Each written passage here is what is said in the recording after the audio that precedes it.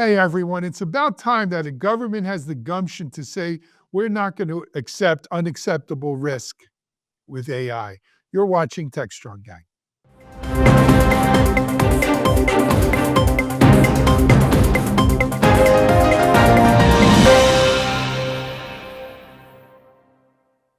Hi everyone, Alan Schimmel here. Happy Wednesday.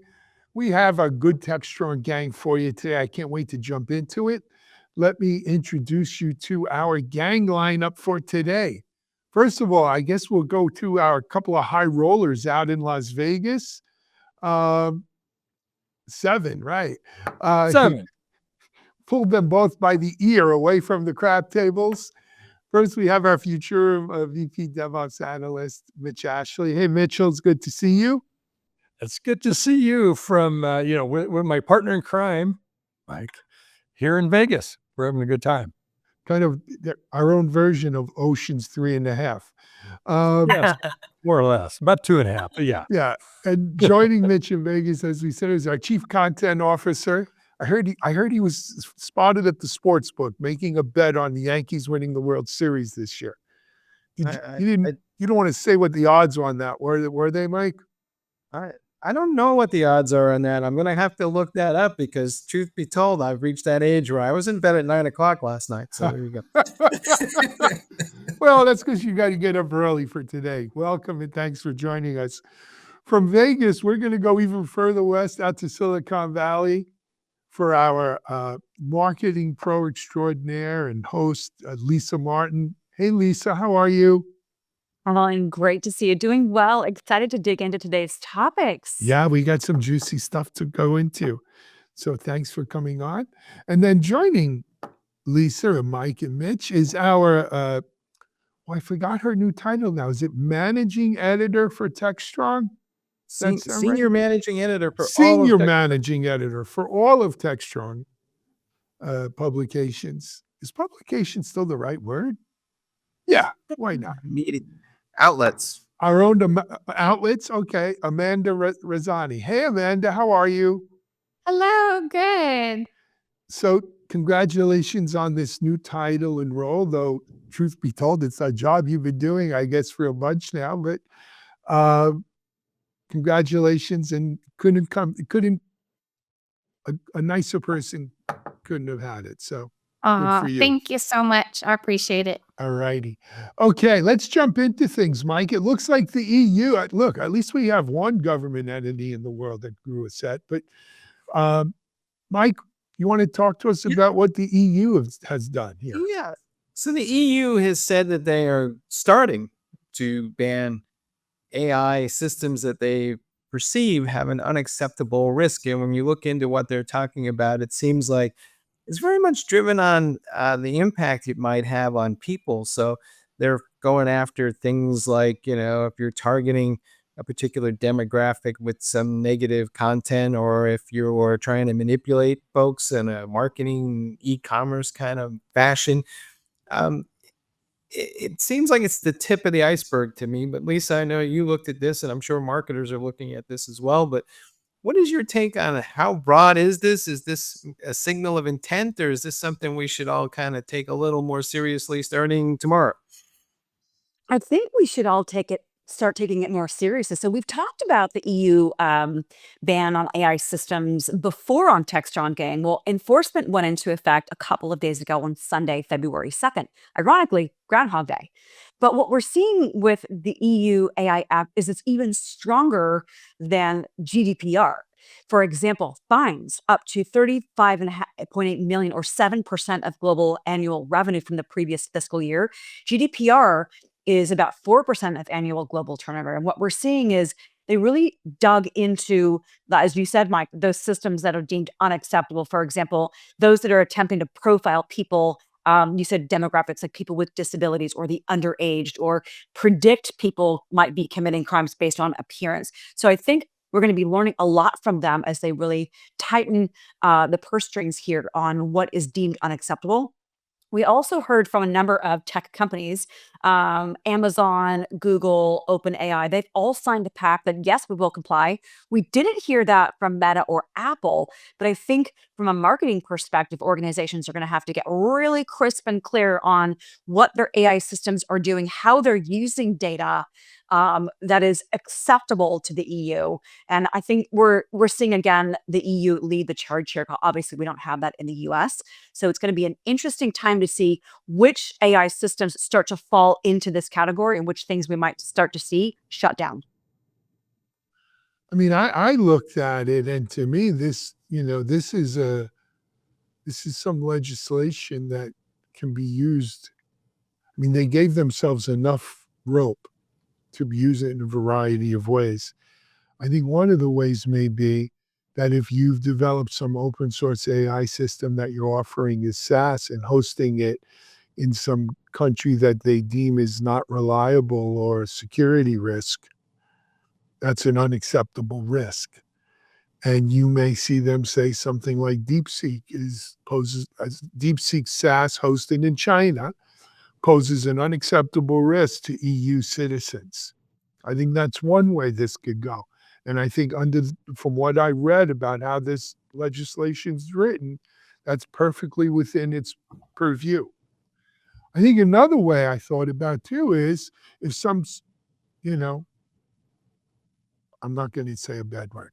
If some president over here wanted to raise some tariffs on the EU, right, or on EU technology or something, I think it gives the EU latitude to say, you know what, US AI-based systems, unacceptable risk, stay out. Well, that's exactly what happened to Apple. I mean, it was because of the EU AI Act that they said we're not going to introduce Apple Intelligence, onto our phones that are being used in the EU. So there's kind of multiple ways this goes, right? There's definitely replications if they find you in violation of something. I think it was the end of the year, the Office of AI or something like that came out with some more definition around what does it mean? What do you have to do if you're in one of these companies creating AI or generative AI systems? And it's still very vague language. It's still things around risk assessment and making sure that you could publish what you've done to try to make them safe. These are always cascading things, right? It's not the initial act that happens. It's what the interpretation of it is over time, and sometimes it's adjudicated. So, but it's interesting to me that it did have a consequence of Apple backing out, saying, "Not until this shakes out. We're not going to be your poster child for violating your regulation." Yeah, and I think Apple always holds back on a lot of things too. They seem to be the last, even with AI entering into the AI race. It seems like. Great point. Yeah. So how far can we take this though? I mean, let's assume that we're Meta for a minute. Meta uses AI to help manipulate its algorithms to market stuff. So will the EU look at Meta and say, that's a violation of this policy because you are manipulating content in a way to create junkies consuming handgun material or whatever it might be. So Lisa, how far can we go? I think it can actually go pretty far. I think as Alan, you and Mitch have said, there's a lot of latitude here with what the EU has put in place for this first foray of fines with the unacceptable risk. I think there's a number of other things that can be looked at, like I was, looking at predicting people that are committing crimes or using biometrics to infer a person's characteristics, like sexual orientation, for example. So I think there's leeway here that the EU can use against companies like Meta and say, we don't like the way that your algorithms are working. There's biases there that we prohibit. So it's going to be interesting to see who starts to fall victim here and which way that latitude, or maybe think of it kind of like as a pendulum, which way it swings in terms of enforcement. Yeah, at least I think you nailed it. AI is the next algorithm in terms of being in the crosshairs of regulatory bodies. This is a way of going after algorithms that now are not just reinforced, but actually are AI or becoming Yeah. AI very quickly. So I think that's the ripe field that's going to be plowed many times by regulators of going after companies around their algorithms. Now they'll call it AI because that's scarier. and people are already a little bit freaked out, maybe very freaked out about that. So I think it gives them a lot more than latitude, Alan. I think it gives them carte blanche to go after tech companies when they see something they don't like. Wait, what's that I hear? A wail of despair from all the EU citizens who have missed out on Apple Intelligence. What a nothing I hear it burger all the way this here has in been. Vegas. We hear Yeah, it. We yeah. hear it. There's I mean, what echoes. a Can hear it here nothing in Silicon burger Valley. Apple Intelligence has kind of turned out to be so far. So, Wow. Alan, are we likely to see variations of this legislation in all the states, assuming the national government is not going to be able to You're do talking anything? about here in the U.S.? Come on. I'm Stop talking feeding me about red here in the meat, Mike. U.S. Go Can I away. get 50 versions of this law in the United States? You're not going to, first of all, you wouldn't get 50 versions because 35 of our states stick their head in the sand about this. They have bigger things to fry about whether people are dressing up or what bathrooms they go to. But here's the key. Don't underestimate the political latitude that this act gives them as well. You're talking about them taking actions against specific companies. I'm telling you, this will be wielded as a nation state tool, right? If in the event of tariffs, trade wars, global competition, right? This is the world. We're heading into the balkanization of the world. This is pre-World War I kind of all over again, where you have a multipolar world. The EU is a power, and they're a power that has political will to act. And that's where I think this is really going to be used. They may paper it over and say, no, it's just DeepSeek, not the Chinese AI, or it's just Meta or Apple, not US AI. But there's a political element to this that if we don't acknowledge, we're kidding ourselves. That's a great point. I think There's a that's definite political absolutely angle there. here. And a scary point too. And if you kind of open the landscape a little bit further, you have the changes to the product liability laws that the EU has enacted that go in effect in a year that expand product liability into software, much more greatly into software, and also to some degree online service providers. So now combine that with AI, right? There's another way to violate any of those kind of things. That's why I think it is just an open field day for regulators and people from now on the product liability side of this to go after companies. So this could turn into big can of you know what. Yeah. I mean, Mike, to your point though, seriously, you might see a handful of states that enact similar sort of legislation. The usual suspects, California, New York, all of a certain political persuasion, perhaps. Unless some crazy governor down here decides that this is somehow related to wokeness or something, then they'll do something. We love to do stuff around wokeness here, but short of that, the U.S. is not the place for cutting edge legislation enforcement on technology. Right. So, Lisa, will it become more expensive to market globally because I'm going to have to navigate all these laws, or will I just kind of follow the most stringent and assume that I'm good everywhere else? That's a really great point there in terms of cost. I think the timing was interesting with the law going into effect for unacceptable risk on Sunday, right on the heels of DeepSeek AI, and that rattled nerves and rattled the stock market. Alibaba with Quen 2.5. I think from a cost perspective, organizations are going to have to really get very clear and crisp in their messaging to understand exactly how they're using data and the algorithms to target audiences with key messages. I think it's something that we'll have to see in terms of cost, but I think from messaging perspective, that has to get much more crisp. And that should be data and information that marketing organizations already have to be able to map against what this unacceptable risk is calling out to ensure that how they're describing how their systems work doesn't fall into that category. I'm curious if unacceptable risk also expands into what we talked about on the last show. Our phones, our TVs, everything with AI is listening to us. And we mention boots and suddenly there's boot ads on the TV, on our phone. It's so weird. And so I wonder if that's going to be deemed unacceptable moving forward, or if that's still going to be just fine. That's a good point too, because it's so common. Yes. You search for one thing and it pops up all over your social, like you said, your TV. All devices are listening. They're sharing information from other nearby devices in terms of that are sharing Wi-Fi. So is that unacceptable? It doesn't sound like it to me right now based on the way that they've defined what the unacceptable risk categories are. But to your point, and what Amanda and what we've been talking about, there's latitude here. So will that eventually become unacceptable? It'll be interesting to see how this plays out. Aaron, to your point, though, this not cut two ways? Will not some possibly conservative states or some other countries determine that, wow, what an awesome mechanism for censoring here, and they'll determine that Techstrong gang is an unacceptable risk, and away we go.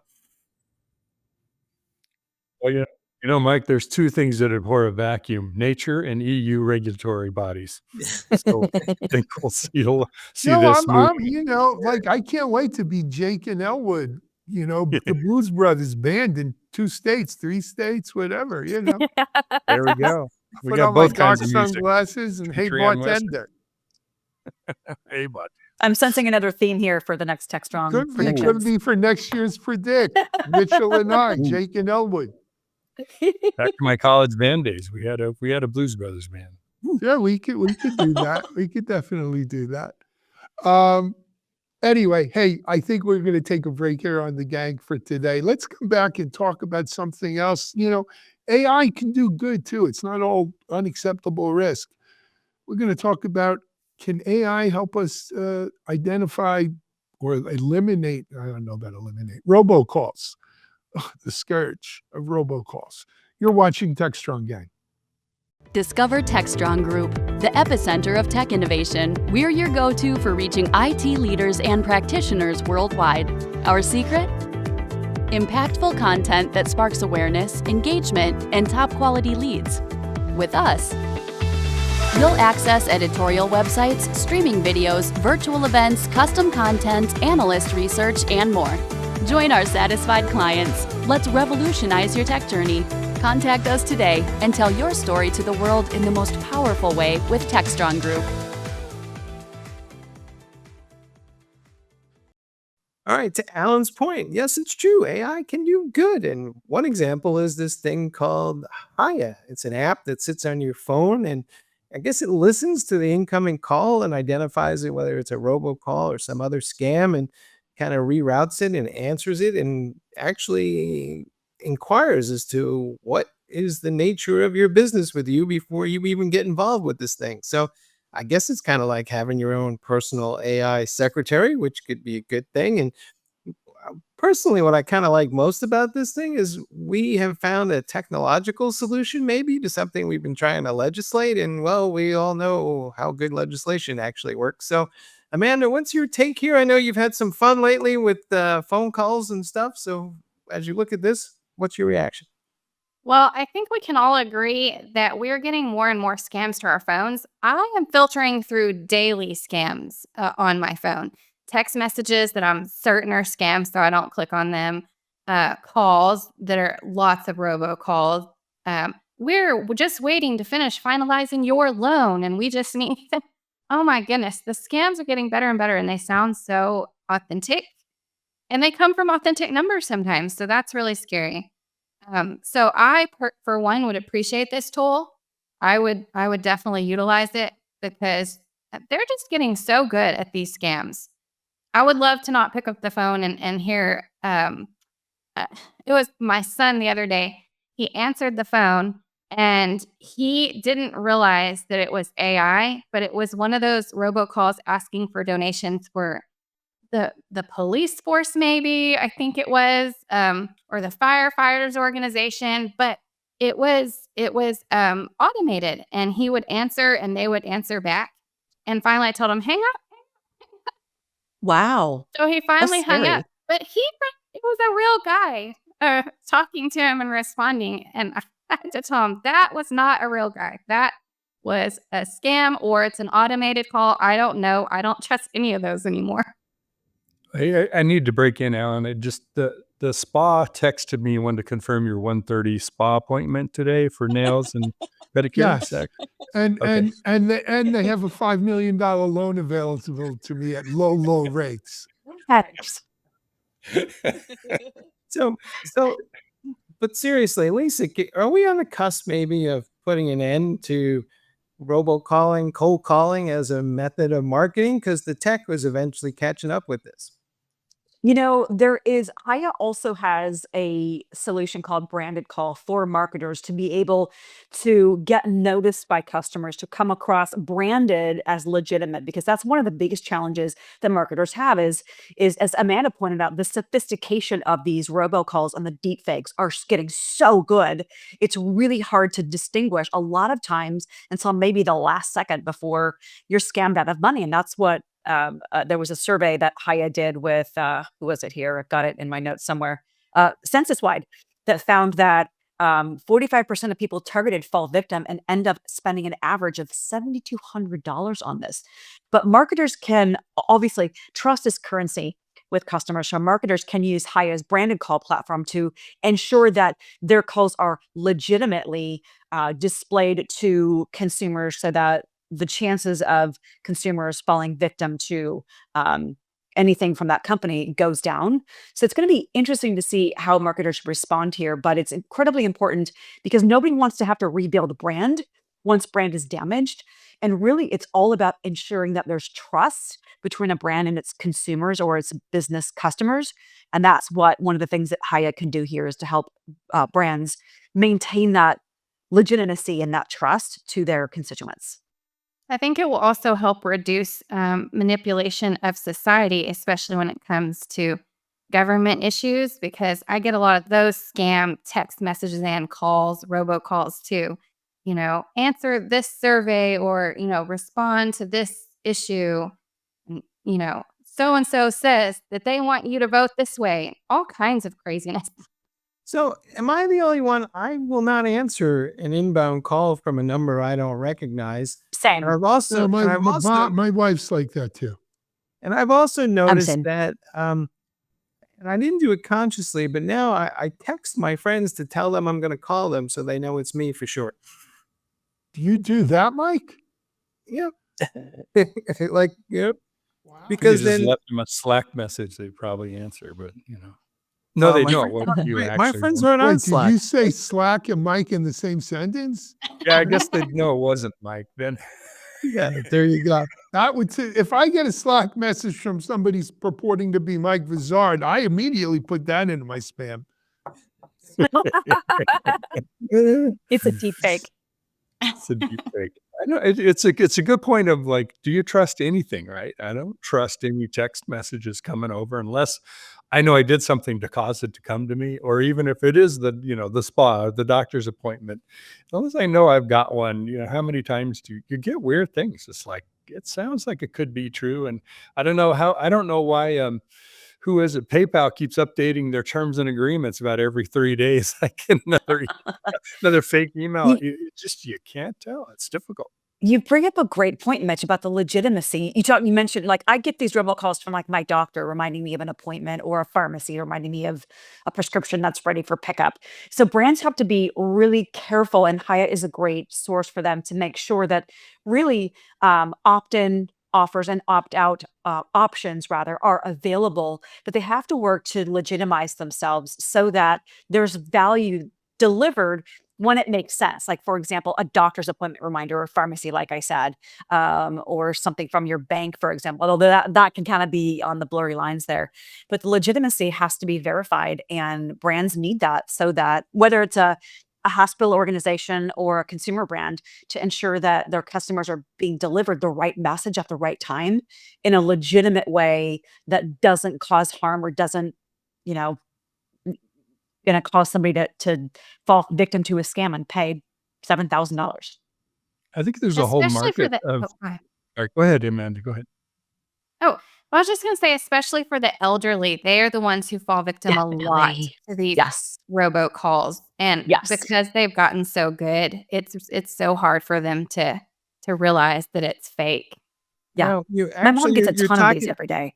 you're talking about my father-in-law's favorite hobby is he loves these calls and he just sits there and he like tries to stretch them out as long as he can to kind of it's his way of resistance and annoyance and he kind of like just goes round and round in a circle and I'm sure the other person if there's a real person on the other side doesn't really understand or care that but to him that's his daily entertainment these days.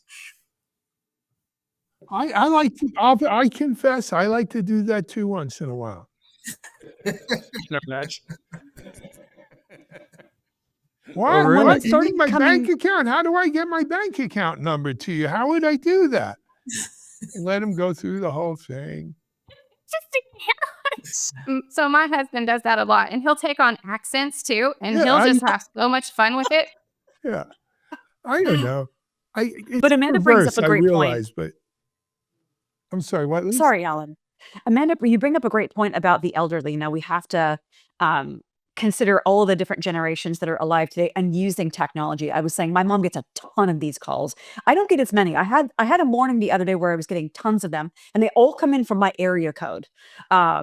And so an area code I recognize, but I just think, I don't know this number. I'm not expecting any calls, but we have to be really careful of folks that are gullible is not the right word, susceptible to believing, because why would somebody do harm through a phone call or a text message? So that's a concern for that age group of those generations that are potentially victims. And I was wondering in that data that I mentioned, that survey that Census-Wide did with Hiya, and some of the stats, if I can find my notes here, 45% of those targeted for falling victim, and it didn't say age group, but that was one thing that popped into my mind, Amanda, that you bring up a great point You there hear about about those it all the generations. time. Yes. Seems like It's a great important. application for AI agents to, let's stick our AI agent on all those text messages, figure out what's real, what's not. Yeah. Maybe it entertains itself talking to the rep on the phone. Well, it owns it, it makes itself better Right. by doing that. Anyway, Wait. Do the telecom people have a vested interest here? Are they? Because it seems like they're making money on the services they provide to the people who are generating these robocalls. So, might the time be to short some of those stocks because, well, then volume of calls is going to drop. maybe, there's I think always that's a likelihood. another scam. The AI is the latest technology that they've sucked into it, but robocalls and fraud and con men and flim flam artists, heck, some even get elected president. It's been going on a long time. Yeah. Grifters. And I think the sophistication will continue to rise. All righty, So, let's take a yeah. break here on Techstrong Gang. We'll come back and we're going to talk about closing the software development gap. Is this like a missile gap or what are we talking about? You're watching Techstrong Gang. SecurityBoulevard.com is the leading resource for news, analysis, and education on challenges facing the cybersecurity industry. SecurityBoulevard.com covers all aspects of cybersecurity, including data security, DevSecOps, cloud security, application security, network security, security threats, and more. SecurityBoulevard.com has the largest selection of security content, featuring breaking news, blog posts, podcasts, and more. Visit www.securityboulevard.com to learn more. SecurityBoulevard.com, home of Security Bloggers Network. All right, folks, we're back in to close out the mystery that Alan started with. There's a report out from Broadcom, and they were surveying people and asking them about, well, how closely aligned is your application development team with your product team? Because the product teams are more dependent upon software engineering than ever. And it may not come as a surprise, but there's a huge gap still. And it's been around for a while. And Mitch, I'd love to get your insights here because it doesn't seem to be closing despite all our efforts. So what's going on here? How do we make it better? Well, this particular survey, talked about value stream management and the potentially of that helping close that gap. I think it was about 2/3 of folks said that they saw a disconnect between the business strategy and software development, which to your point, that's been an age-old problem, right? And there have been some things that have helped us, and things like Agile and DevOps that try to attempt to help close some of that gap. Whether it's a technology solution or not, I'm not sure that that's necessarily the right answer, nor necessarily is value stream management. That comes out of lean manufacturing.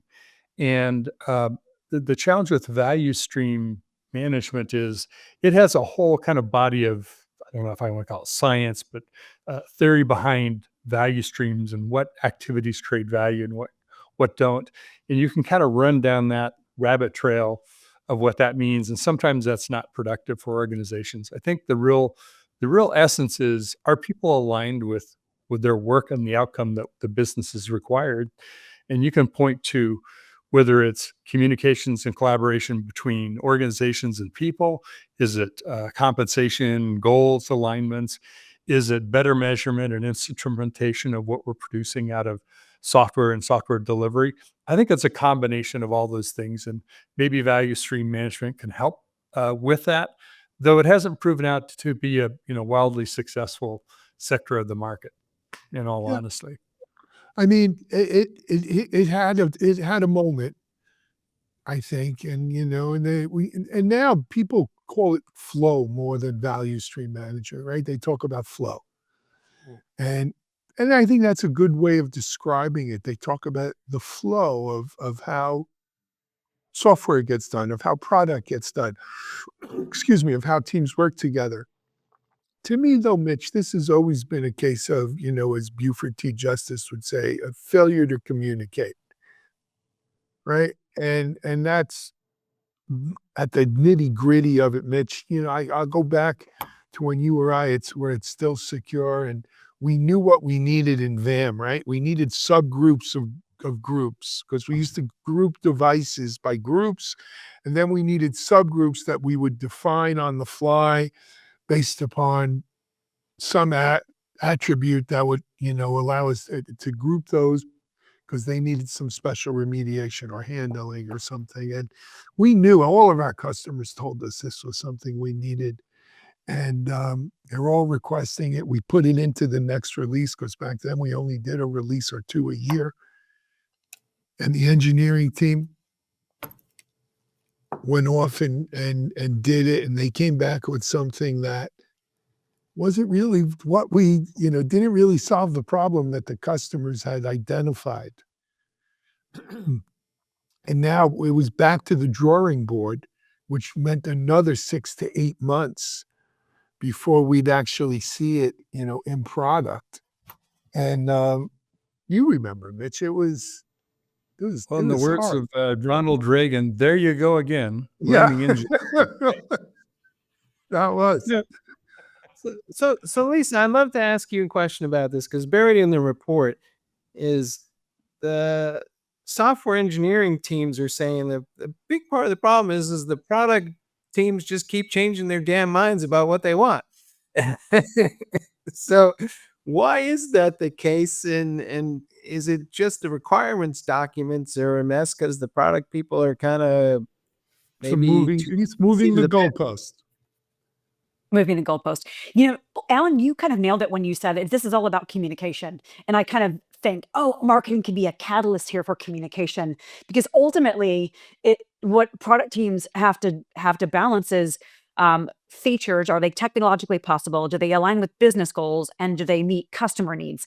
And interestingly, the survey pointed out, and I wrote some stats down, top metrics being employed to justify ROI in value stream management. And these are all things marketing is going to really care about.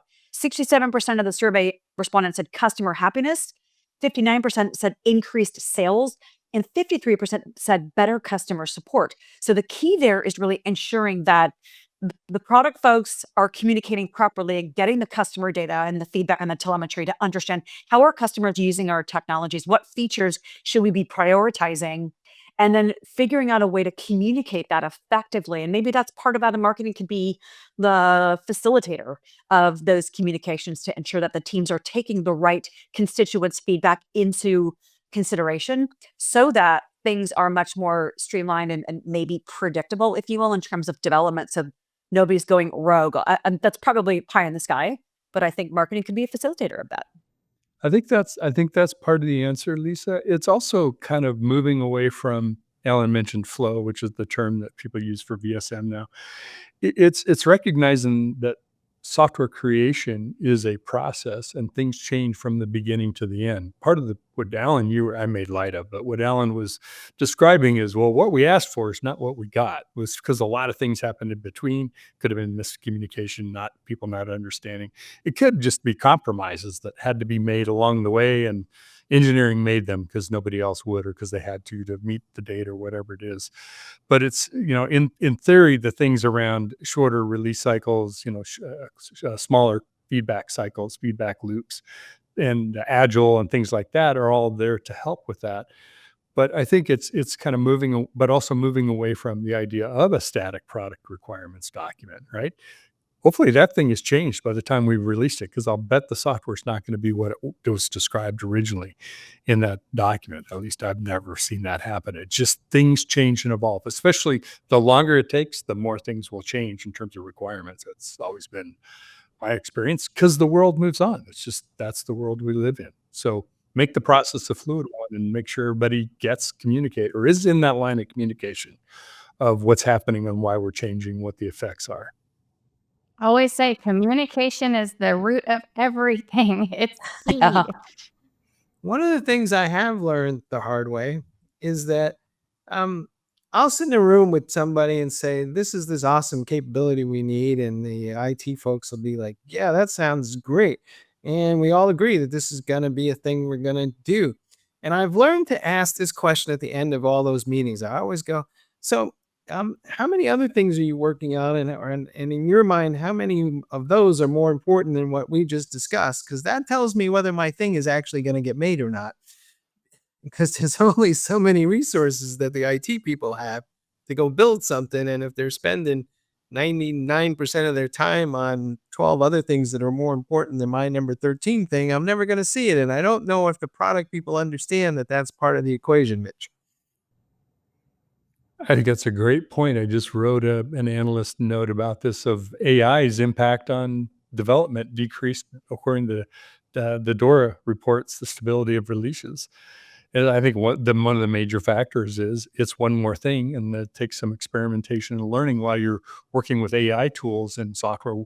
By the way, you're also at the same time doing observability and development. You're moving to cloud native, you're modernizing, the list goes on.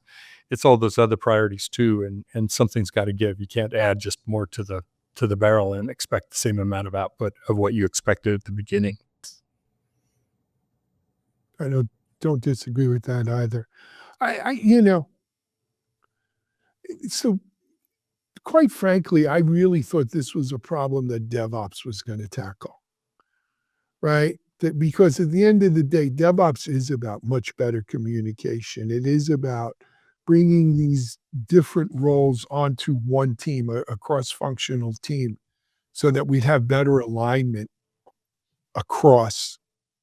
And then, just on the way to the movie theater, value stream management came out and said, "Oh no, this is something we do," and that tried to jump on it. And other people said, "Well, let's build a platform that'll keep you on the guardrails, and this way that'll make it work."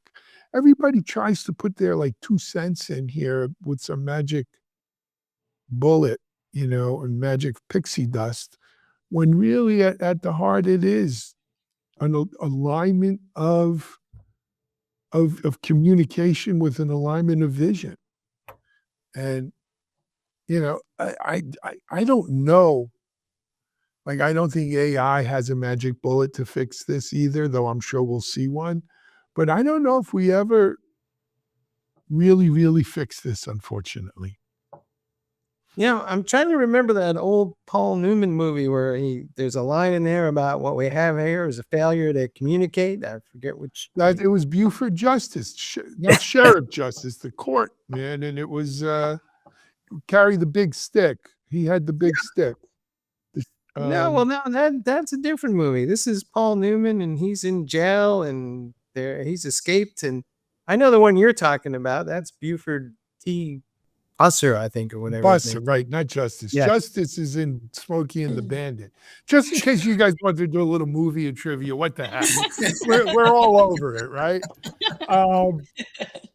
Anyone out there who can guess the movie Mike's talking about, put it on a comment on whatever platform you're watching it on, and you can win a Techstrong t-shirt. Paul Newman in Cool hand, jail. Luke. Cool hand, Luke. Cool is hand, what- look, Cool hand, too Luke, late. that's Mitchell it. got the t-shirt. Ding, ding, ding. Mitch won the t-shirt. Mitch, tell the truth. You didn't ask AI for that, did you? While we were waiting? I can't even spell ChatGPT. I don't know what you're talking about. All right. Just checking. Otherwise, I was going to have to deem that an unacceptable risk and fine the heck out of you. 7% of my revenue goes to you. Craziness. Anyway, guys, it's been a great Techstrong gang, but all good things must come to an end. We've got a lot more on Techstrong TV today. Mike and Mitch, I know you're busy out in Vegas there at the Dynatrace event, so keep us Dynatrace posted. Maybe we'll get an update on some of our sites through that. Amanda and Lisa, it's always great having you on. We'll see you on a future gang episode. For now, though, this is Alan Schimmel for Techstrong Group. Hope you've enjoyed today's Techstrong gang. Stay tuned for Techstrong TV. We're coming at you, but we're out of here.